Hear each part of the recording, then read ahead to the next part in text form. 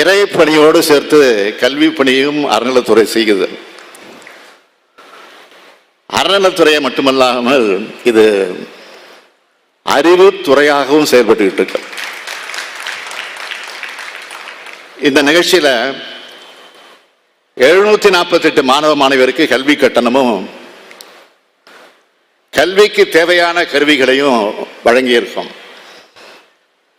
உங்களுக்கு மட்டும் இல்ல, கடந்த 2021ஆம் ஆண்டு நவம்பர் மாதம் 2ஆம் நாள் இந்த கல்லூரியை திறந்து வச்சதிலிருந்து கடந்த 3 வருஷத்துல 1405 மாணவ மாணவிகளுக்கு இதேபோல் கல்வி கட்டணம் மற்றும் கருவிகளை வழங்கியிருக்கோம். சாதி, மதம், பொருளாதாரம், சமுதாய சூழல்னு இது எதுவுமே ஒருத்தரோட கல்விக்கு தடையாக இருக்கக்கூடாது. இதுதான் என்னுடைய எண்ணம். கல்விதான் உங்ககிட்ட இருந்து யாரும் திருட முடியாத சொத்து. இதுதான் தொடர்ந்து நான் மாணவர்கிட்ட சொல்லிக்கிட்டு இருக்கிறேன். படிப்பு படிப்பு படிப்பு, இது மட்டும்தான் உங்க கவனத்தில் இருக்கணும்.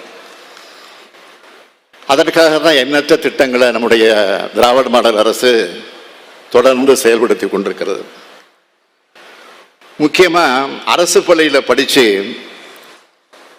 உயர்கல்விக்கு வரக்கூடிய மாணவியருக்கு மாதந்தோறும் 1000 ரூபாய் வழங்கக்கூடிய புதுமை பெண் திட்டம். அந்த திட்டத்தின் கீழே 2,73,000 மாணவிகள் பயன்பெற்றுக்கிட்டு இருக்காங்க இது வரைக்கும். அடுத்து இதே மாதிரி மாணவர்களுக்கும் 1000 ரூபாய் வழங்கக்கூடிய தமிழ் புதல்வன் திட்டம். அது வருகிற ஆகஸ்ட் 9ஆம் தேதி கோவையில் நான் தான் போய் தொடங்கி வைக்க போறேன். படிப்போடு சேர்த்து பல்வேறு தனி திறமைகளையும் தமிழ்நாட்டு மாணவர்கள் சமுதாயம் வளர்த்துக்கணும்னு என்ற அடிப்படையில் தான் நான் முதல்வன் திட்டம் தொடங்கப்பட்டிருக்கு. நம்ம திராவிட மாடல் அரசு ஏற்படுத்தி தர வாய்ப்புகளை பயன்படுத்திக்கிட்டு தமிழ்நாட்டு மாணவர்கள் முன்னேறணும்.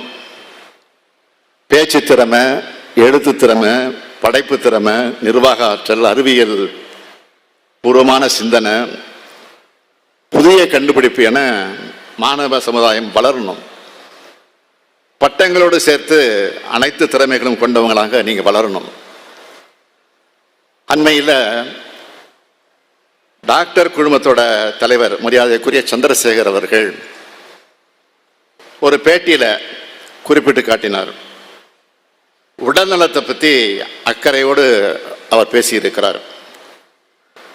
மாணவர்கள் இளைஞர்களுடைய ஓபிசிட்டி எனப்படும் உடல் எடை கூடி வர்றதா சொல்லியிருக்கிறார். சாப்பாட்டு பழக்க வழக்கங்கள், துரித உணவுகள் தான் இதற்கு காரணம்னு அவர் தெளிவாக சொல்லியிருக்கிறார். சுவர் இருந்தால்தான் சித்திரம் எழுத முடியும். எனவே உடல் ஆரோக்கியமாக இருந்தால் தான் படிக்க முடியும், திறமைகளை வளர்த்து கொள்ள முடியும். அந்த வகையில் தான் மாணவர்களும் இளைஞர்களும் விளையாட்டு, உடற்பயிற்சி ஆகியவற்றிலும் கவனம் செலுத்தணும். தமிழ்நாட்டு இளைய சமுதாயமானது கல்வியிலும் தனித்திறமைகளிலும் விளையாட்டிலும் உடல் நலத்திலும் சிறந்தவர்களாக வளர்ந்து மாபெரும் சக்தியாக திகழ வேண்டும் என்று கேட்டு இந்த சிறப்பான நிகழ்ச்சியிலே கலந்து கொண்டு உங்கள் அனைவரையும் சந்திப்பதில் மகிழ்ச்சி அடைந்து உங்களை வாழ்த்தி விடைபெறுகிறேன். நன்றி, வணக்கம்.